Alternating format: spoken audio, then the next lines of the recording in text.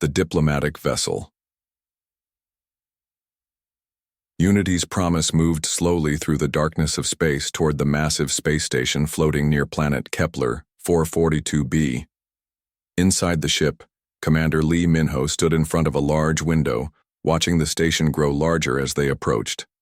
His dark uniform was perfectly pressed, and his hands were clasped behind his back.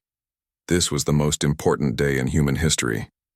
"Sir, we'll arrive at the station in 30 minutes, reported Lieutenant Kim Sora from her position at the control panel.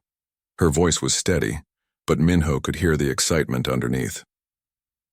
Dr. Park Hana walked into the command room carrying a thick folder of research papers. She was the ship's lead scientist, specializing in alien biology. Her job was to study any new life forms they might encounter. Today that meant meeting the Valerians for the first time. "Are you ready for this, Doctor?" Min-ho asked, turning away from the window. Hana nodded, though her stomach was full of butterflies. "I've read everything we know about them, which isn't much. They're supposed to be incredibly beautiful and very advanced in biological sciences." "Beautiful is an understatement," said Lieutenant Kim. "The reports from our scouts say they're the most stunning beings in the galaxy." The Valerians had been watching humanity for years, but this was the first time they had agreed to meet face to face. They were offering to share their advanced technology in exchange for something humans had that interested them, though they wouldn't say what that was. As their ship docked with the space station, Min-ho felt his heart beating faster. He had trained his whole life for diplomatic missions, but nothing had prepared him for this moment. The station was enormous, built by a neutral alien species that specialized in hosting meetings between different civilizations. "Remember," Min-ho told his team as they prepared to leave the ship, "we represent all of humanity today. Be respectful, be curious, but don't stare." The airlock doors opened with a soft hiss and the human delegation stepped into the station's main hall. The room was huge, with a high ceiling that seemed to stretch up forever. Strange, beautiful plants grew along the walls, glowing softly with their own light. "The Valerian delegation will arrive shortly," announced a mechanical voice from speakers, hidden in the walls. Hana checked her equipment one more time. She had sensors that could analyze alien biology without being invasive, and recording devices to document everything they learned. Her hands were shaking slightly with nervousness and excitement. Then the air in the center of the room began to shimmer like heat waves rising from hot pavement. The shimmering grew brighter and more intense until suddenly, 5 figures appeared, as if they had been made from light itself. The humans gasped despite their training. The Valerians were beyond beautiful. They looked somewhat human in shape, but everything about them seemed perfect in a way that was almost impossible to believe. Their leader, a tall female figure, stepped forward gracefully. Her skin seemed to be made of liquid silver that shifted and flowed with every movement. Her hair moved around her head like it was floating underwater, changing colors from deep blue to bright purple to shining gold. Her eyes were large and appeared to contain tiny stars that actually twinkled. "I am Ambassador Listra of the Valerian Empire," she said. Her voice was like music with tones that seemed to resonate in the listeners' chests. "We welcome humanity to this historic meeting." Commander Min-ho stepped forward, trying to remember his diplomatic training. "I am Commander Lee Min-ho, representing Earth and all human colonies. We are honored by your presence and grateful for this opportunity." While the formal greetings continued, Dr. Park Hana found herself studying the Valerians more closely. Yes, they were incredibly beautiful, but something else caught her attention. When the other humans looked at the Valerians, their faces showed pure wonder and amazement. But when Ambassador Listra looked at the humans, her expression was different. Hana saw curiosity in those star-filled eyes. She saw the way Listra's gaze moved from person to person, watching how they stood close together, how Lieutenant Kim smiled encouragingly at a nervous young diplomat, how Commander Min-ho's face showed determination mixed with genuine excitement. The Valerians stood perfectly still, like living statues, but the humans moved naturally, shifting their weight, touching their hair, making small gestures as they spoke, and Ambassador Listra was watching all of this with intense interest. "We have prepared quarters for your delegation during our talks," Lystra continued. We hope the accommodations will be suitable for your species. Thank you, Minho replied. We look forward to learning about each other and finding ways our peoples can benefit from friendship. As the formal ceremony concluded, and both groups began to move toward the living quarters, Hana noticed something else. Ambassador Lystra walked at the back of her group and she kept glancing over at the humans. When young Lieutenant Park Jiho laughed quietly at something his colleague whispered, Lystra stopped walking entirely for a moment, staring at him with an expression that looked almost like longing. Hana realized that while humans were amazed by Valyrian beauty, the Valyrians might be equally fascinated by something they saw in humans. But what could a perfect species possibly want from imperfect humanity? 3 weeks had passed since the first meeting, and the space station had become a temporary home for both delegations. The main conference room buzzed with activity each day, as diplomats from both species worked on trade agreements and technology, sharing contracts. But the real discoveries were happening in the smaller research labs. Dr. Park Hana had been assigned to work with Ambassador Lystra on biological compatibility studies. Their job was to figure out if humans and Valyrians could safely live on the same planets without harming each other. It sounded simple, but it required them to spend many hours together each day. The research lab was quiet and filled with strange machines that hummed softly. Hana sat at a metal table trying to operate a Valyrian bioscanner. The device looked like a crystal flower, but it kept changing colors every time she touched it, and she couldn't figure out how to make it work properly. No, you're holding it wrong, Lystra said, moving closer. Her voice was patient, but Hana could hear something else in it too. Something that sounded almost like amusement. I don't understand how this thing works, Hana said, frustrated.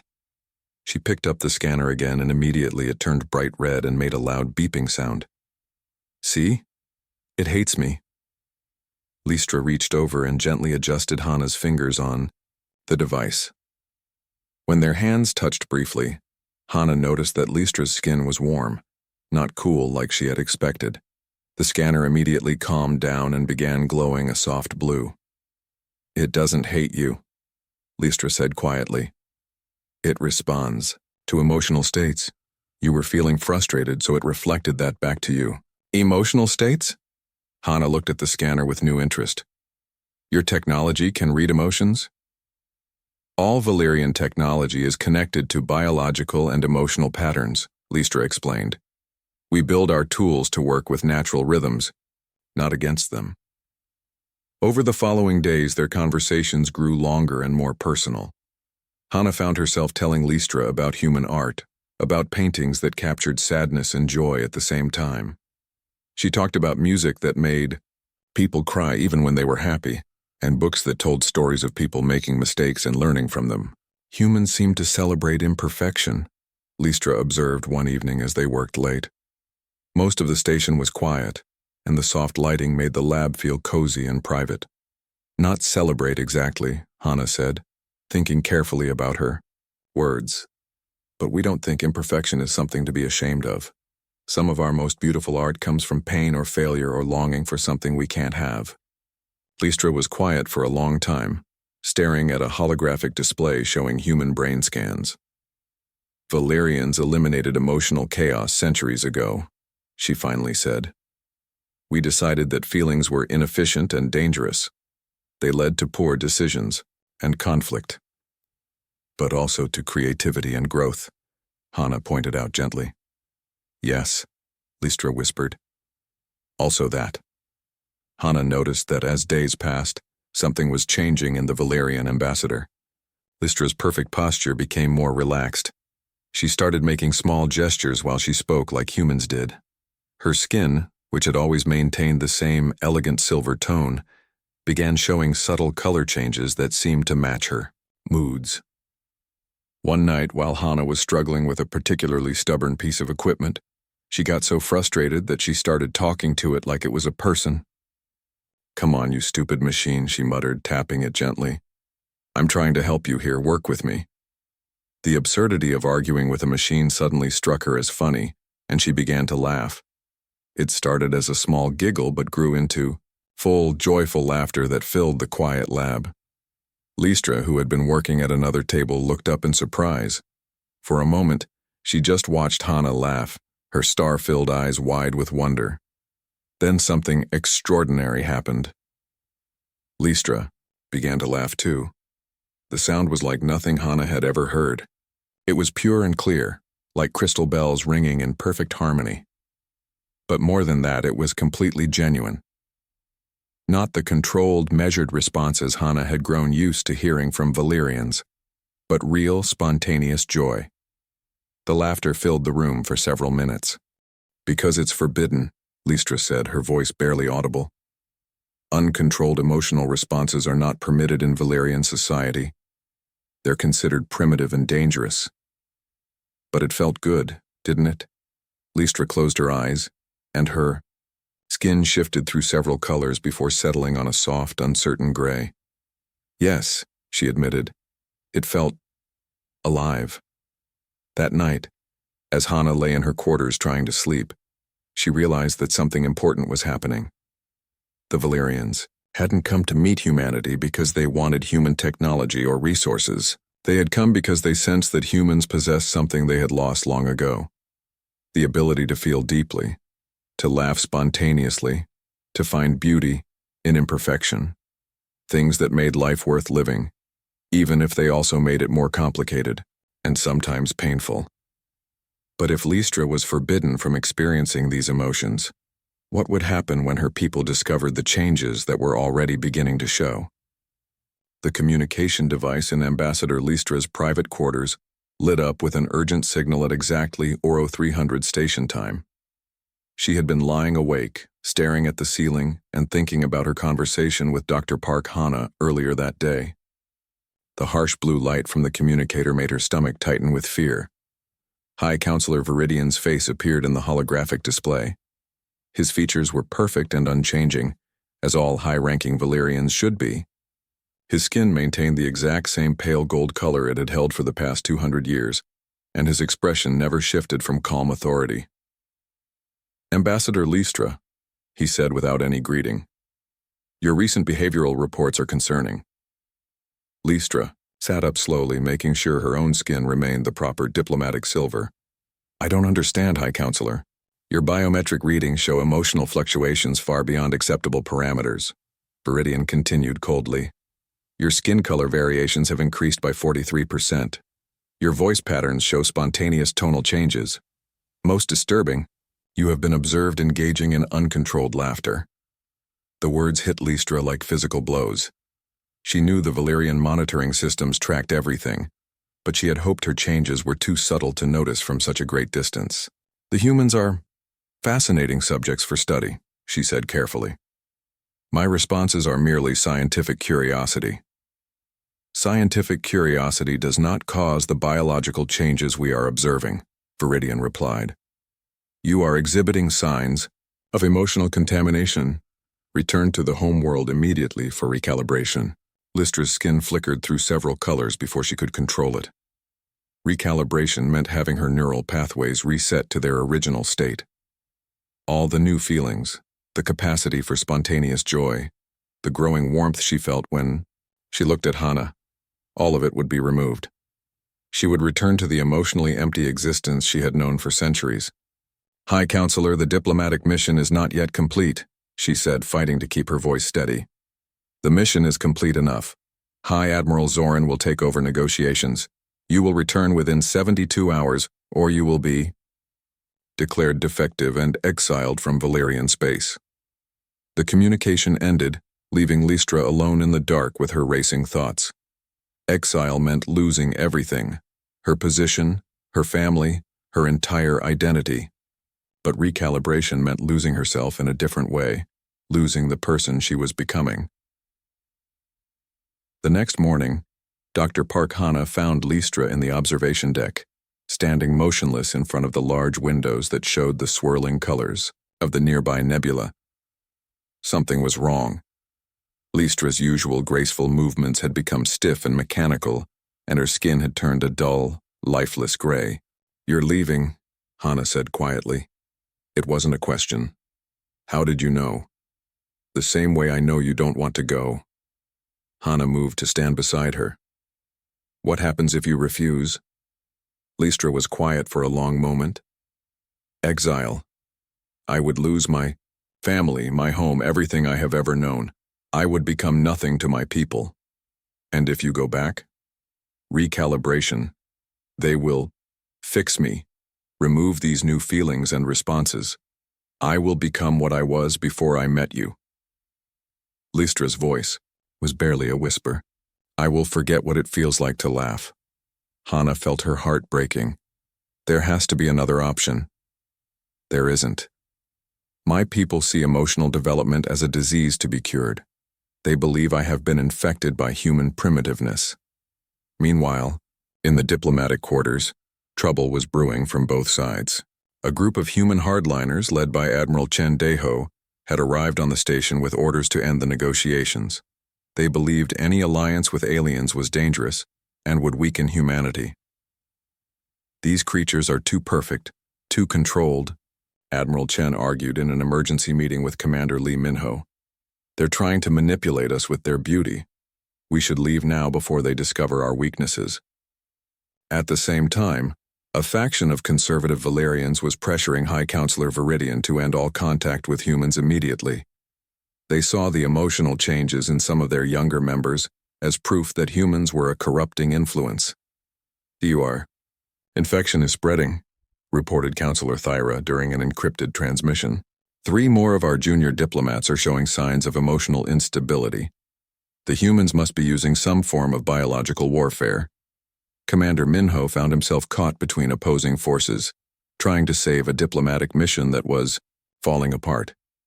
He knew that Dr. Park Hana had formed some kind of friendship with the Valerian ambassador, but he hadn't realized how serious the situation had become until he saw them together in the observation deck.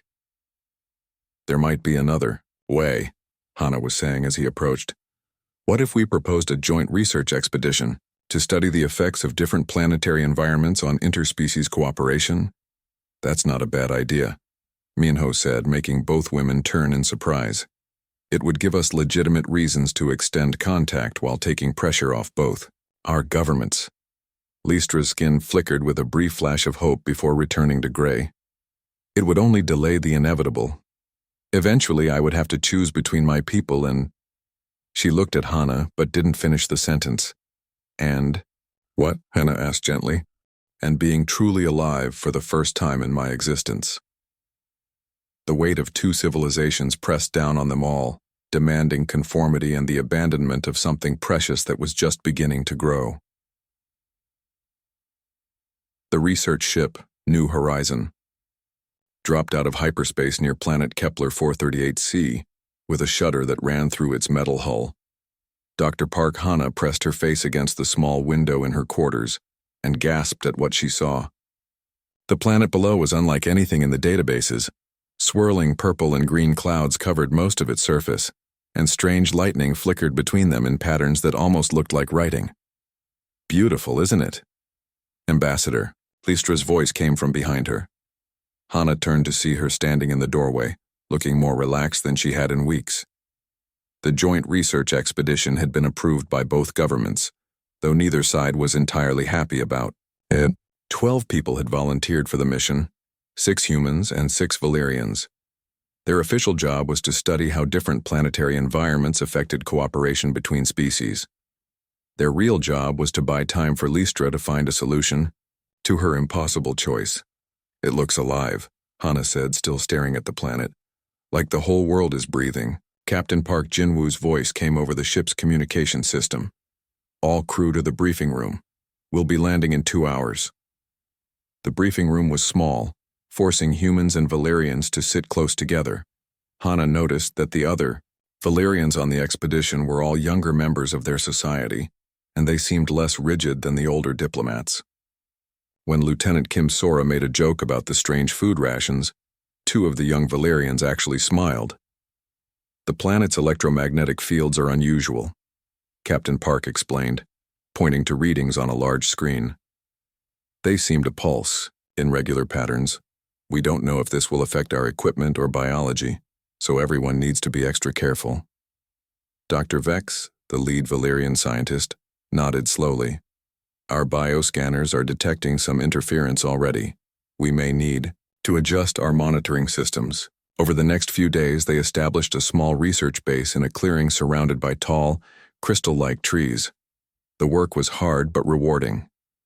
The planet's unique environment forced both species to work together in ways they never had. Before, Hana found herself partnered with Lystra on most projects, and away from the political pressures of their home worlds. Their friendship deepened into something more.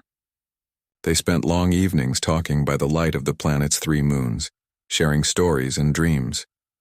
Your people's greatest strength isn't your technology or your beauty, Hana told Lystra one night as they watched strange glowing creatures fly between the crystal trees. It's your capacity for growth, even after thinking you were already perfect. Lystra laughed, a sound that had become more natural and frequent. And your people's strength is your refusal to accept that anything is impossible, even when it should be. But the planet held dangers they hadn't expected. After 2 weeks, Lystra began experiencing severe headaches. Her skin, which had been showing more emotional colors each day, started flickering between different hues uncontrollably. Dr. Vex ran test after test, his perfect composure cracking with worry.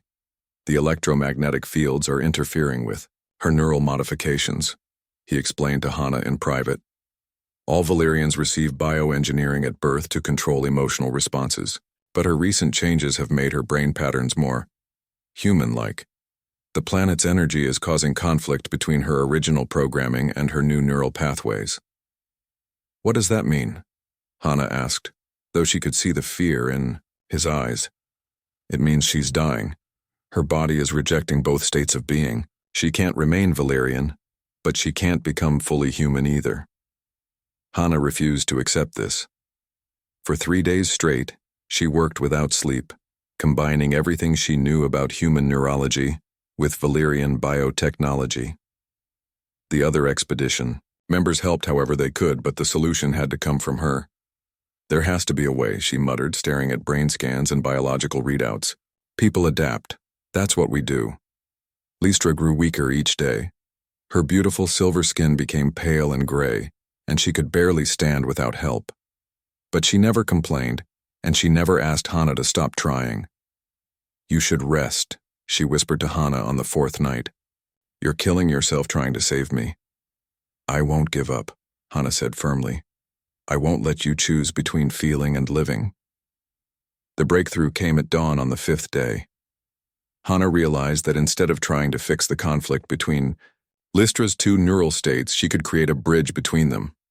Using human stem cell techniques combined with Valyrian bioengineering, she developed a treatment that would allow both systems to coexist.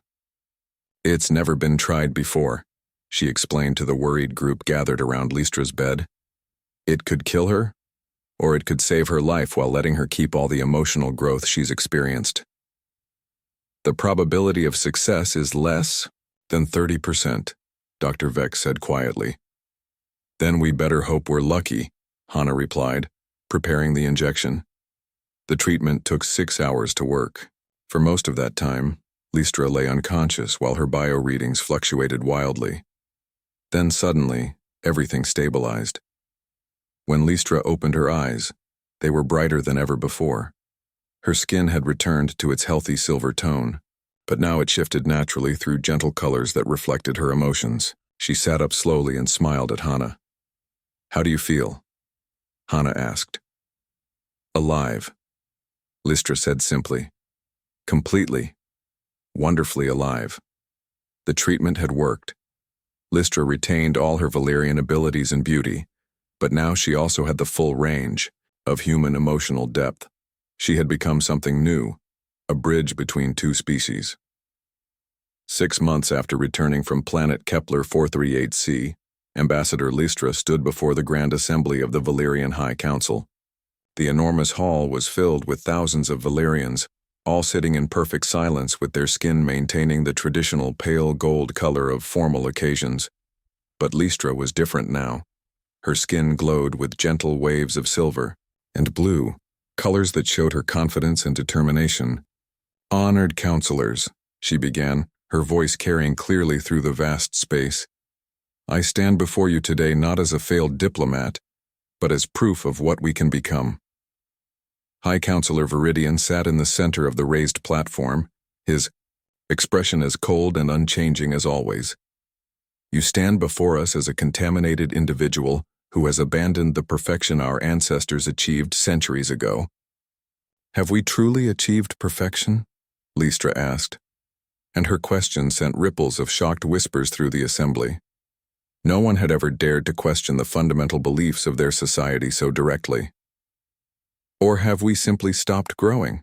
She gestured, and holographic images appeared in the air above the assembly, pictures from the joint colony that she and Dr. Park Hana had established. The images showed young Valerians and humans working together, their faces bright with genuine laughter and curiosity. Look at them, Lystra continued. Our youth, discovering what we forgot long ago. The joy of creation, the excitement of learning something new, the warmth of genuine friendship.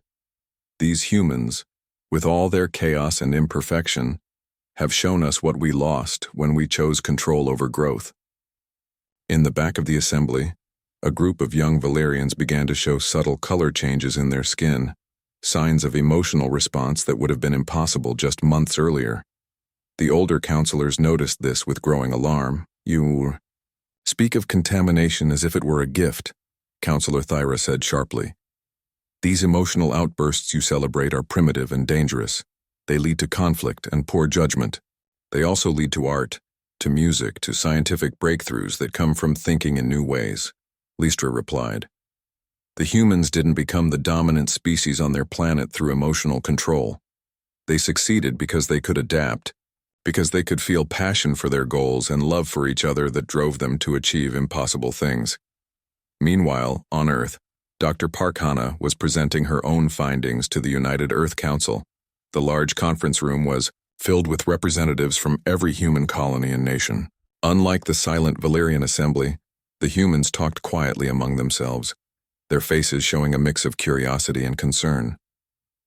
The Valerians aren't trying to change us, Hana explained, showing brain scans and biological data on the large screens around the room. If anything, we're changing them, and that change is making both species stronger. Admiral Chen Deho, who had opposed the alliance from the beginning, stood up from his seat. Dr. Park, you're asking us to trust beings who are fundamentally different from us. How do we know this isn't some elaborate trick? Because I've seen what they're willing to sacrifice for growth, Hana replied. Ambassador Lystra risked everything, her position, her family, her entire identity, to become something new. That's not the action of someone trying to deceive us, that's the action of someone choosing hope over fear. Back on the Valerian homeworld, Lystra's speech was having an unexpected effect. Young Valerians throughout the assembly were beginning to show emotional responses. Their skin flickered with colors that hadn't been seen in their society for generations. Some of the older counselors called for security, but the guards themselves were affected by Lystra's words. We have a choice, Lystra said, her voice growing stronger.